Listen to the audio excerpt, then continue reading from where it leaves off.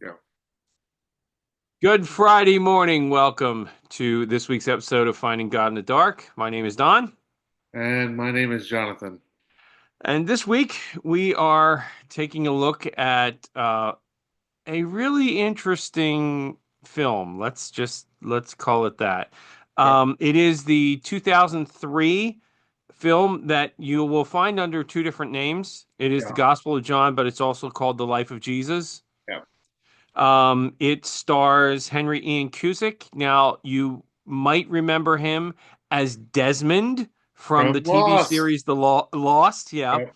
Yep. It is also narrated by Christopher Plummer, which every time he spoke, all I could hear was that Klingon from the Star Trek movie going, "Cross us, slip the dogs of war." Yeah. Anyway, anyway, That's a, Christopher Plummer that's a you narrated. thing. What's that? That's a you thing. Yeah, it's a me. That's absolutely a me thing. Um, but it is intended, as I understood it, to be a pretty much a word for word interpretation of John's gospel. Yeah. That being said, it was directed by Philip Seville and written by John Goldsmith, which that's an interesting factoid. I didn't know that John the Apostle had a last name. Yeah. Here we go. Yeah.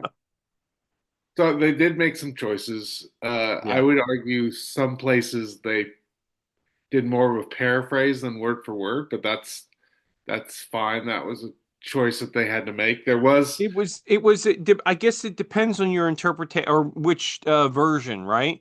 yeah, I bought a DVD version that's the 2014 yeah, of this, and you can watch it in three different translations. So okay, it's like a King James, or you can watch it in NIV. yeah, This was, I think, the New English version or the okay, Contemporary English version. I okay, think they said at the end credits. So, yeah, but yeah, yeah. go ahead. You were saying. I noticed one thing that they did take out. So that made me kind of curious. Other places they might have taken stuff out. They did not show Jesus heal the temple guard when his ear was cut off. That is Right. part of John. They didn't mention that at all. Um, Yeah, and I missed that. I was like, no, he's supposed to do something there before they take him away. yeah. Um, and I definitely think they're. I don't know. I thought that who is Desmond again? I can't remember his name. Well, he played Jesus in the film. Henry Ian Yeah, Cusick. yeah, Yeah, Henry. Henry, I thought did actually. I thought he was a very. I thought he acted very well in the part. I thought he did a agreed. pretty Absolutely. good Yeah. job. Actually, a really good job with Jesus. But I felt like a lot of the other actors were just really bad, and I recognize some of that was because the choice was made, I thought oddly, that there were times where they had Christopher Plummer, the narrator, say the line, like, and I know that in the gospel it said they said this, but it was Hmm. weird to me that you just wouldn't have an actor say that, you know. Right. Right.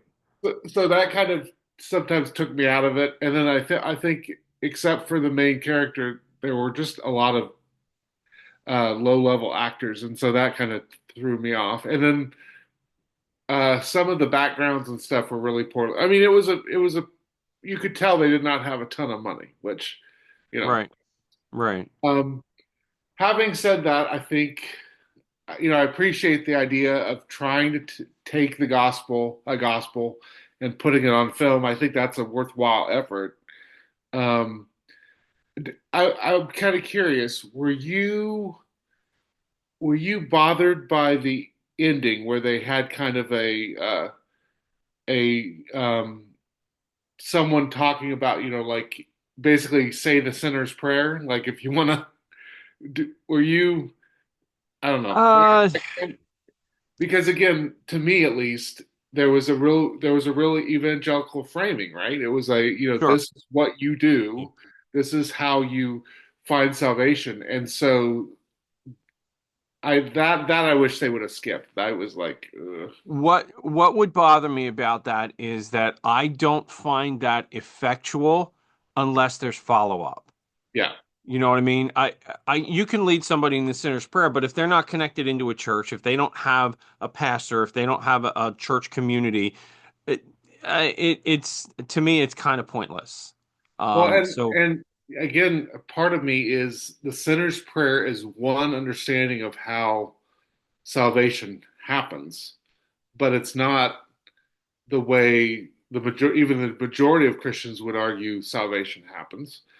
And so I think, especially when you present it as we're just giving you the Gospel of John, I wish they would have just gave us the Gospel of John and you know, yeah, or at least said like flashed up a website of places you could find local churches or something. I don't know, something like that. yeah, But Church Finder. What's it? yeah, Is that's the Methodist one, right? Churchfinder.net or yeah, something. yeah.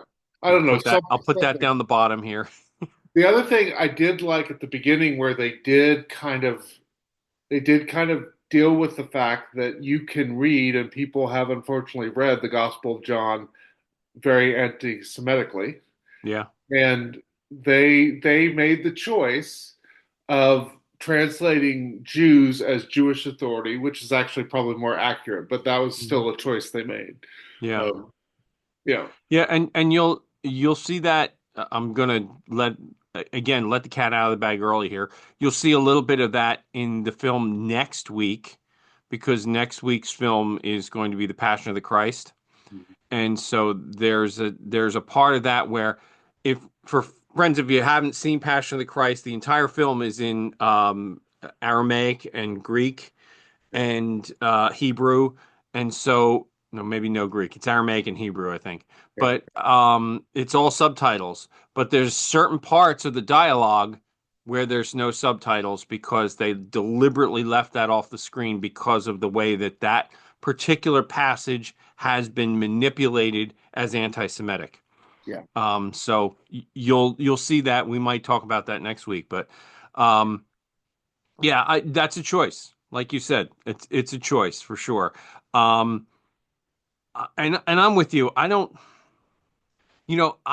know how we can faithfully look at any of the gospels and then turn it into some kind of tool that others people.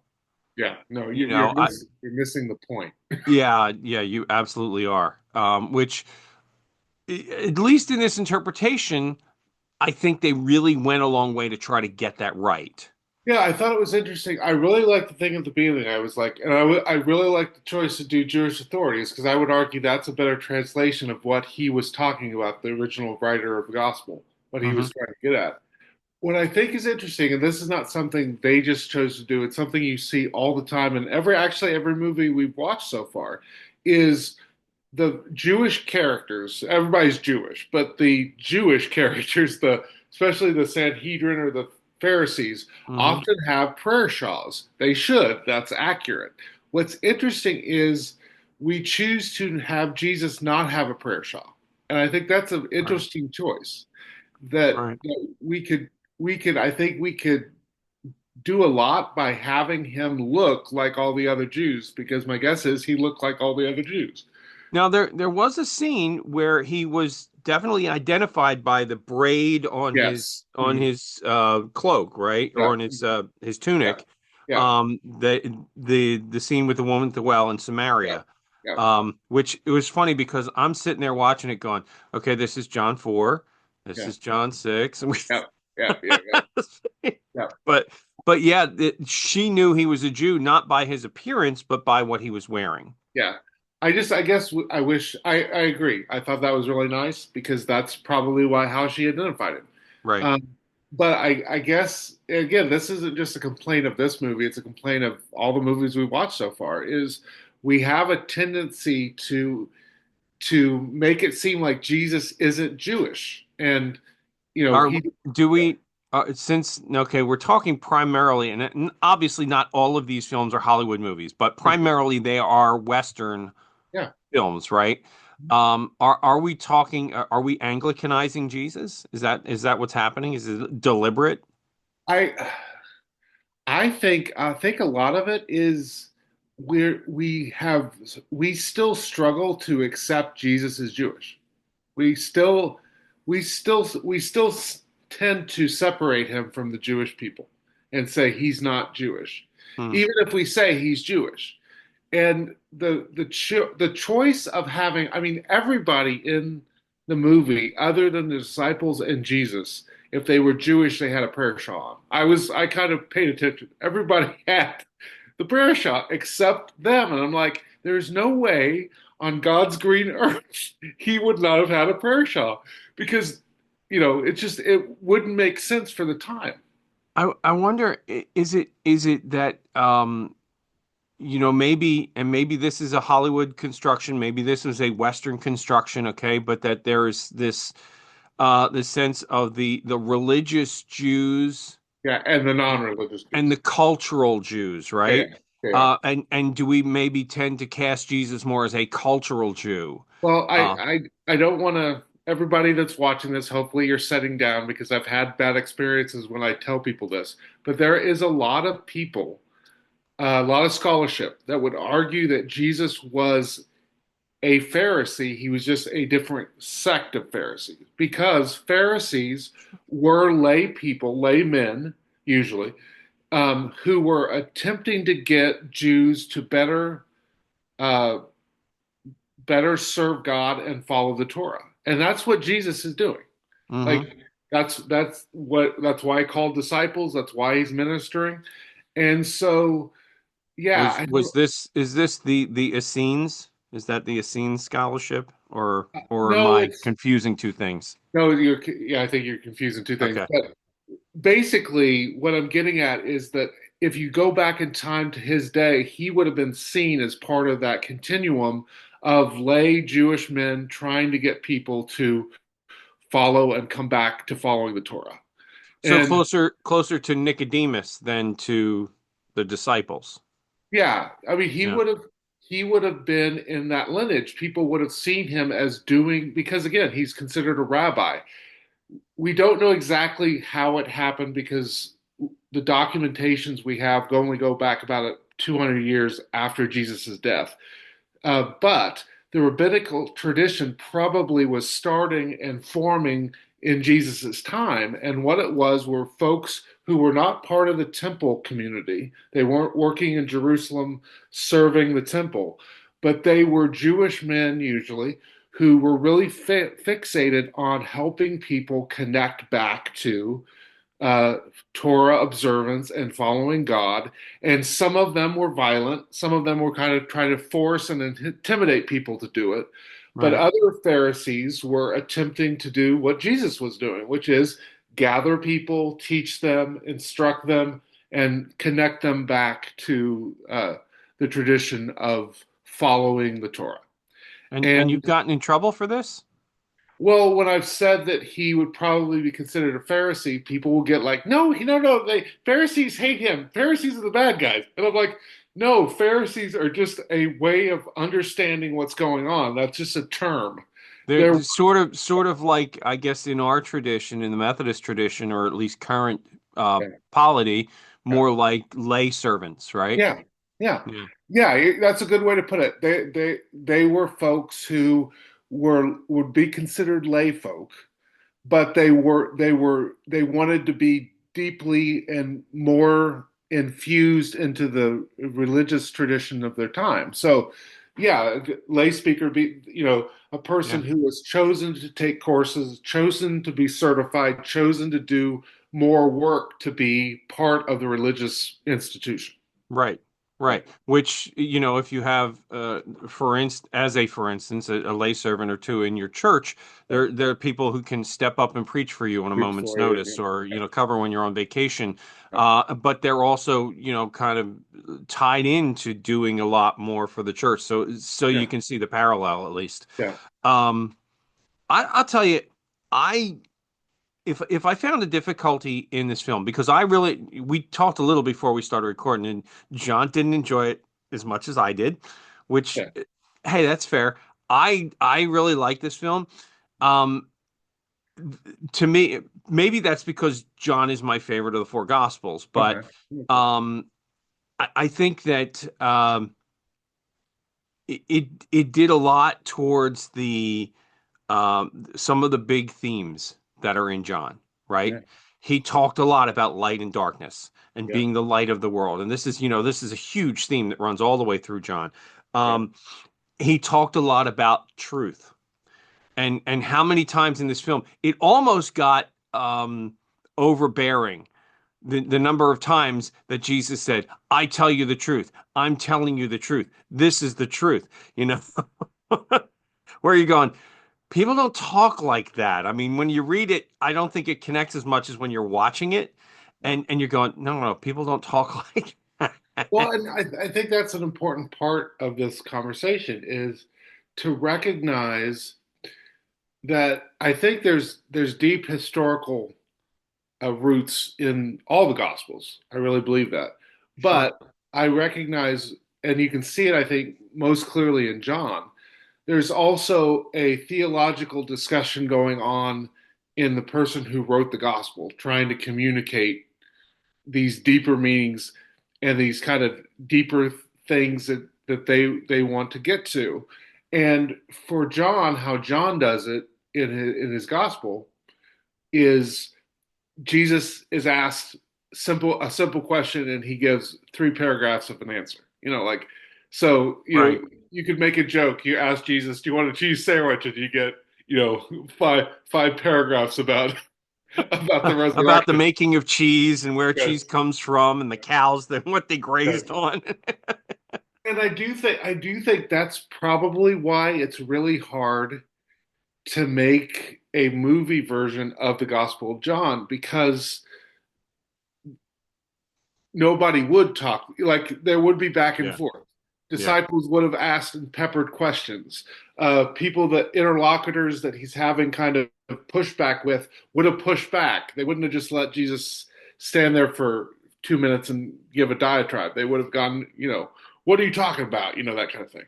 Yeah. And so, we come to the Gospel of John recognizing there's deep truth here. There's deep truth about who Jesus is, but it's framed in a way to have this theological discussion that would not be a natural conversation. And it is just that. It is of the four, it is the spiritual gospel, right? Okay. It is the one that talks much more about the spiritual side of Christian faith than the other three, Yeah. than the synoptic gospels do. But and in that sense, I mean, it's obvious. Well, we've seen this before. It's for a different audience, Yes. right? Matthew, we recognize, was probably written for the Jews, particularly Jews in Jerusalem. Yeah. Mark was written for the Gentiles, that sort of thing. Yeah. So the audience here is most likely spiritually minded religious people. Yeah, and most likely it's the later gospel written around 90 to 100. And Hmm. so it is also the gospel that's looking back the most and addressing the issues that have come up against Christianity. And so a good example of this is there's no evidence till about the late 80s that we have historical evidence that Jews were forcing followers of Jesus out of synagogues, but you have those scenes in the Gospel of John because he's writing to a community that's dealing with that. And so he wants to have Jesus engage that problem, right? Right. And so he's bringing what he thinks Jesus's wisdom would be to that problem. Yeah. Yeah. Yeah, there's and by the way, I haven't watched it yet, but there is a more recent version of this same film. Yeah, I saw This that one, the one we watched, came out in 2014. 2003. There is a 2014 version, Yeah. which is cast with looks to me, I haven't watched it yet. Like I said, looks to me like a lot of Middle Eastern actors. Yeah, I thought at first I thought that was the one we were watching, and then I checked the date. I'm like, nope, need to find the No, other. no, no. Yeah, I bought, and I bought one online on Amazon, and it came in the mail, and I went, no, that's not the one. Okay, well, I not no, I have it, but I can watch it another time. Um, so yeah, what else do we have here? Or what else do we want to talk about? We want to talk about. Go ahead. You had another thought. Let me think. Yeah,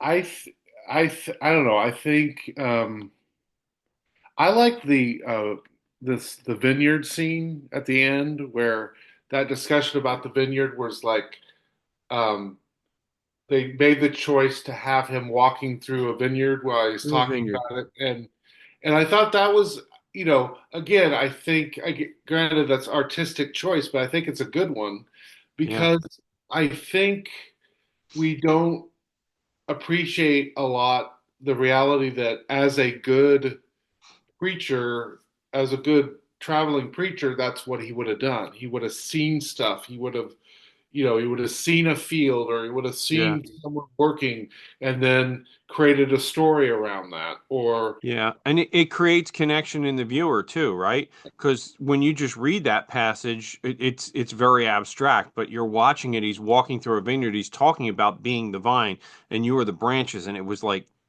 yeah, it just I don't know. It's like going to Israel. Things just connect better, right? I yes. don't know if you've ever had the chance, Yeah, but I've gone, yeah. and I mean, you felt that, right? When you go there, like there, it just feels the Gospels feel different when you walk in those places where you know he was, Yeah. you know.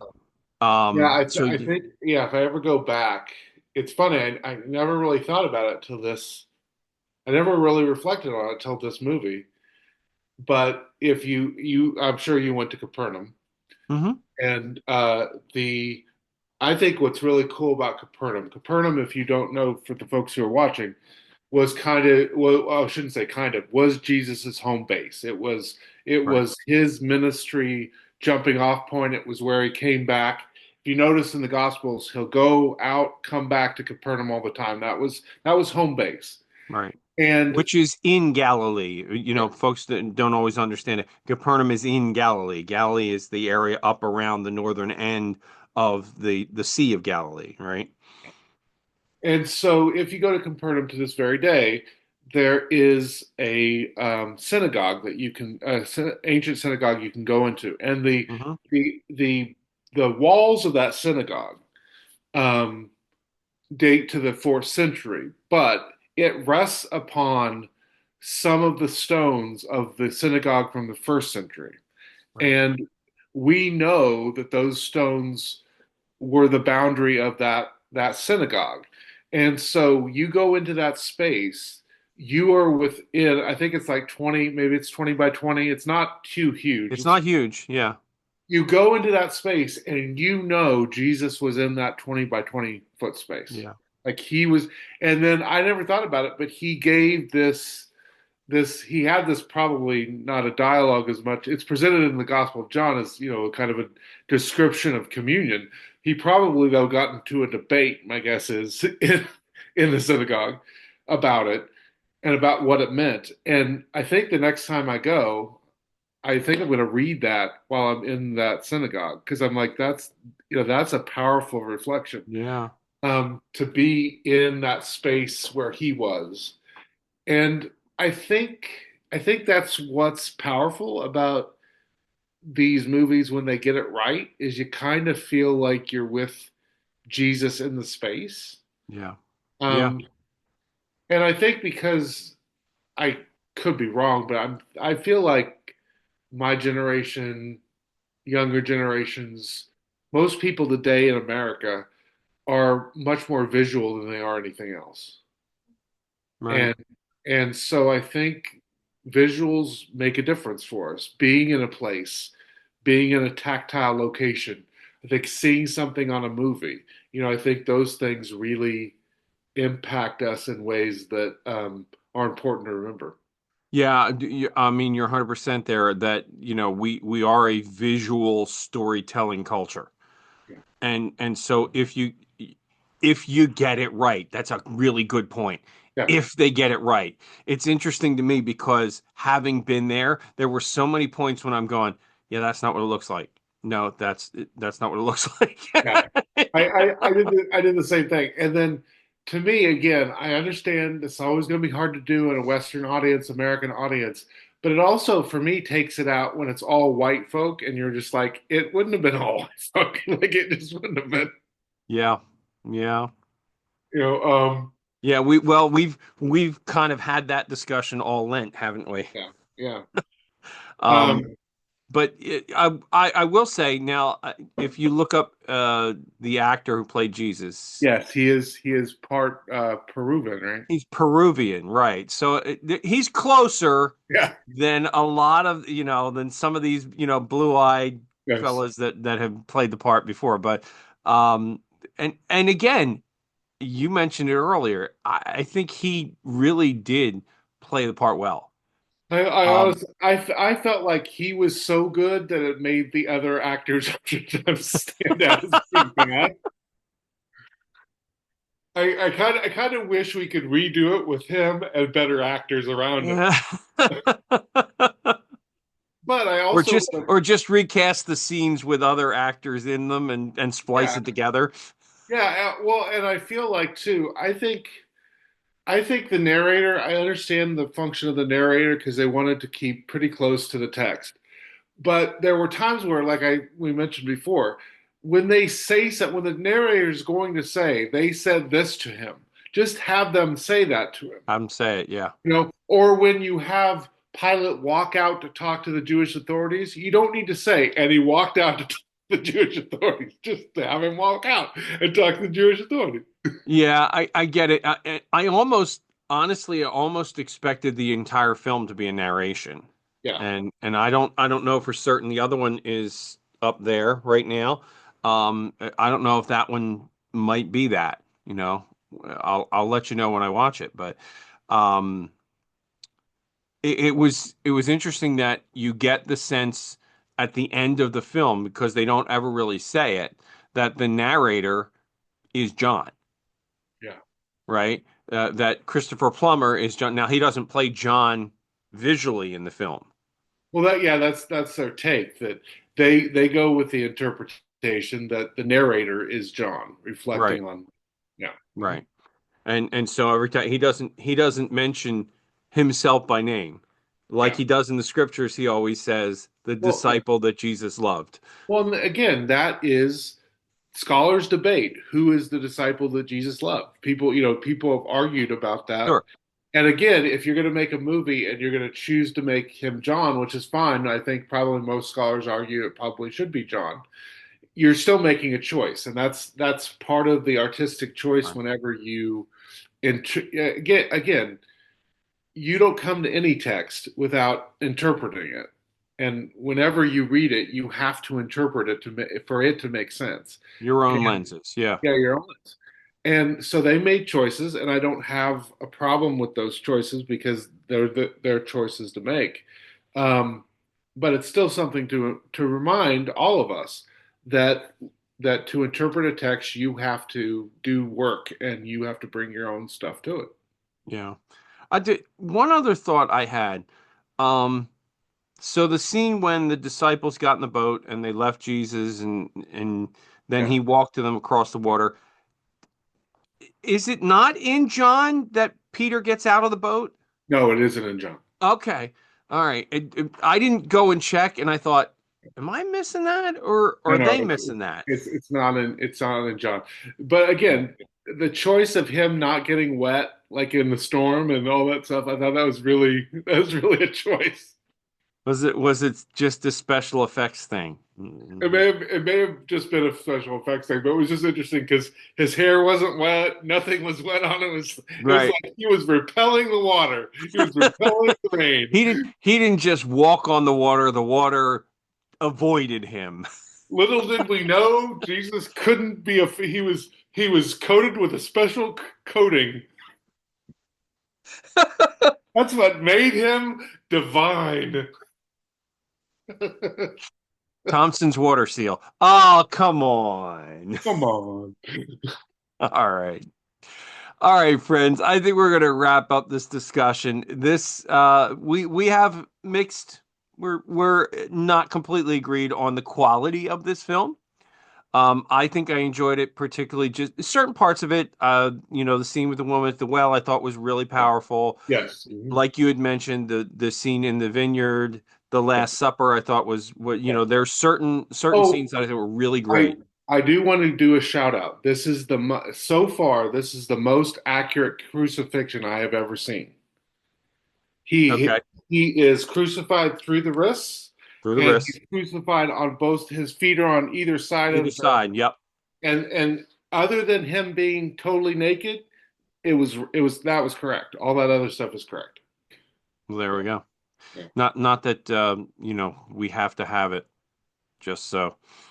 Right. We'll take an artistic interpretation. Well, And they didn't, they the didn't show the reality is scourging or anything like that. So the reality is people don't want to go come see Jesus naked. So let's be honest. Let's just.